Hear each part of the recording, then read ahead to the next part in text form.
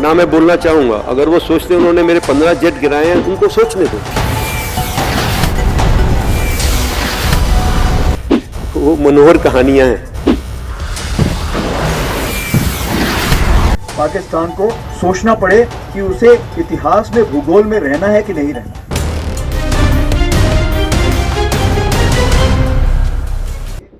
भारत के रक्षा मंत्री राजनाथ सिंह और सेना प्रमुख जनरल उपेंद्र द्विवेदी ने दशहरे पर पाकिस्तान को जो सख्त संदेश दिया है, उसने पड़ोसी मुल्क में हलचल मचा दी है। पूरे पाकिस्तान में डर का माहौल है और अब Pakistan army chief field marshal Asim Munir ने कोर कमांडर कॉन्फ्रेंस की है, मीटिंग की है अपनी फौज के साथ, जिसमें उन्होंने अपनी सेना को तैयार रहने और फिटनेस का खास ख्याल रखने का निर्देश दिया है। इस दौरान आसिम मुनीर ने भारत के खिलाफ जहर फिर से उगला है और भारत को गीदड़ भभकी देते हुए अपनी कायर फौज को निर्देश देते हुए कहा कि भारत के किसी भी हमले का विनाशकारी जवाब देंगे। फील्ड मार्शल मुनीर ने कहा कि बिना हिचकिचाहट पाकिस्तान तुरंत जवाब देगा। तो आखिर आसिम मुनीर ने जो अचानक इमरजेंसी मीटिंग बुलाकर अपनी फौज में फूंक भरी है, जिस तरह से सर क्रीक से लेकर पाकिस्तान में आर्मी एक्टिव हुई है, क्या पाकिस्तान अमेरिका और चीन से मिले आशीर्वाद और सऊदी अरब से हुई डिफेंस डील से इतराकर भारत पर हमले की तैयारी कर रहा है? करते हैं आज इसी पर बात। नमस्कार, बहुत बहुत स्वागत। नवभारत टाइम्स आप देख रहे हैं, मैं रविंद्र सिंह आपके साथ। ये वक्त सारी दुनिया का। दिन बुधवार, तारीख 8 अक्टूबर 2025, जगह रावलपिंडी, जो कि पाकिस्तानी आर्मी का मुख्यालय है। यहां जनरल हेडक्वार्टर में आसिम मुनीर ने सेनाओं के साथ 272वीं कोर कमांडर कॉन्फ्रेंस की। भारत के रक्षा मंत्री राजनाथ सिंह और सेना प्रमुख जनरल उपेंद्र द्विवेदी की तरफ से दशहरे के अवसर पर पाकिस्तान को दिए गए सख्त और दो टूक संदेश ने पड़ोसी मुल्क में बड़ा भूचाल ला दिया है। भारत के सैन्य नेतृत्व की इस सीधी चेतावनी के बाद पूरे पाकिस्तान में डर का माहौल है। इस डर का सीधा प्रमाण, प्रूफ तब मिला जब बुधवार को Pakistani army chief field marshal Asim Munir ने तुरंत कोर कमांडर कॉन्फ्रेंस बुलाई। मुनीर ने अपनी सेना को हर तरह की स्थिति के लिए तैयार रहने और फिटनेस का खास ख्याल रखने का निर्देश दिया है। यह स्पष्ट संकेत है कि भारत के इतिहास और भूगोल बदल देने वाले बयान को पाकिस्तानी सेना बेहद गंभीरता से ले रही है। पाकिस्तानी न्यूज चैनल समा टीवी की रिपोर्ट के मुताबिक राजनाथ सिंह और जनरल द्विवेदी की चेतावनी से पाकिस्तानी सेना में डर का माहौल है और इस बैठक में भी आसिम मुनीर ने इस पर चिंता जताई है। हालांकि आसिम मुनीर ने एक बार फिर पाकिस्तान की तरफ से भारत को गीदड़ भभकी दी और कहा कि पाकिस्तान हर हमले का जवाब देने के लिए तैयार है। मुनीर ने कहा कि हम ये साफ कर देना चाहते हैं कि हर हमले का त्वरित, तुरंत और आक्रामक तरीके से जवाब दिया जाएगा। अगर कोई हमला होता है तो हमारी सेना उसका मजबूती और ज्यादा दृढ़ता के साथ जवाब देगी। आसिम मुनीर ने कहा कि पाकिस्तानी आर्मी हर तरह से सक्षम है। आसिम मुनीर ने अपने फौजियों से सेहत पर ध्यान देने को भी कहा है।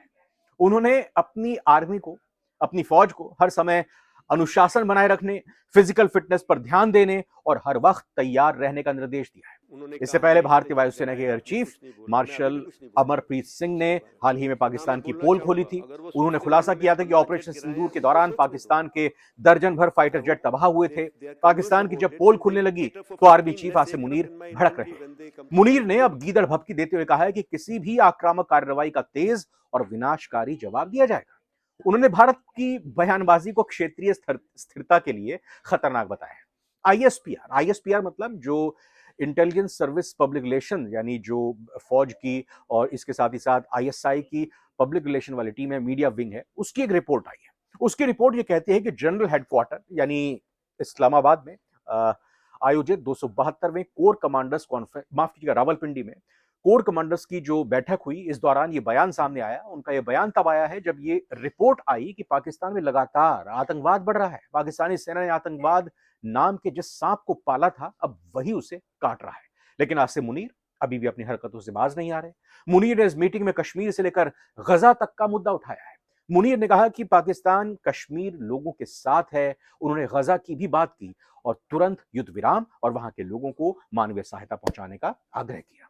कॉन्फ्रेंस में कमांडर्स ने पाकिस्तान और सऊदी अरब के बीच हाल ही में जो डिफेंस डील हुई है उसकी भी तारीफ की और कहा कि यह डील सीमा के इलाकों में सुरक्षा साझेदारी को मजबूत करने और आपसी रक्षा हितों को बढ़ावा देने में मदद करने में अहम रोल निभाएगी। दरअसल पाकिस्तान की फौज से लेकर आईएसआई तक, सरकार से लेकर जनता तक भारत के रक्षा मंत्री राजनाथ सिंह और सेना प्रमुख द्विवेदी की चेतावनी के बाद से हिले हुए हैं, घबरा गए हैं। 2 अक्टूबर को दशहरे के दिन राजनाथ सिंह ने पाकिस्तान को सख्त संदेश दिया था कि अगर सर क्रीक पर कोई भी हिमाकत करने की कोशिश की तो पाकिस्तान का इतिहास और भूगोल बदल दिया जाएगा।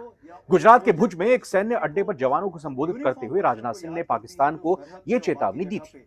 राजनाथ सिंह ने कहा था, भारत ने बातचीत के जरिए सर क्रीक के मुद्दे को कई बार सुलझाने की कोशिश की, लेकिन पाकिस्तान की मंशा साफ नहीं है। सर क्रीक के पास उसके बुनियादी ढांचे के हालिया विस्तार से उसकी मंशा का साफ पता चलता है। उन्होंने कहा कि सर क्रीक सेक्टर में पाकिस्तान के किसी भी दुस्साहस का निर्णायक जवाब दिया जाएगा और यह जवाब इतना कड़ा होगा कि यह पाकिस्तान का इतिहास और भूगोल दोनों बदल कर रख देगा। रक्षा मंत्री ने कहा था कि 1965 के युद्ध में भारतीय सेना ने दिखाया था कि वो लाहौर तक पहुंचने में सक्षम है। इसीलिए 2025 में उसे याद रखना चाहिए कि कराची जाने का एक रास्ता इसी खाड़ी से, सर क्रीक से होकर गुजरता है। आपको बता दें कि सर क्रीक 96 किलोमीटर लंबी दलदली जमीन है जो भारत के गुजरात और पाकिस्तान के सिंध प्रांत के बीच मौजूद है। राजनाथ सिंह ने यह भी कहा था कि पाकिस्तान की वर्तमान स्थिति को देखते हुए केवल ईश्वर ही जानता है कि उसका भविष्य क्या होने वाला है। मैं भविष्य के बारे में बात नहीं करना चाहता। वहीं से अगले दिन 3 अक्टूबर को जनरल उपेंद्र द्विवेदी ने भी आतंकवाद को पालने पोसने वाले पाकिस्तान को चेताया था और कहा था कि अगर वो अपनी हरकतों से बाज नहीं आया तो दुनिया के नक्शे से उसका नामो निशान मिटा दिया जाएगा।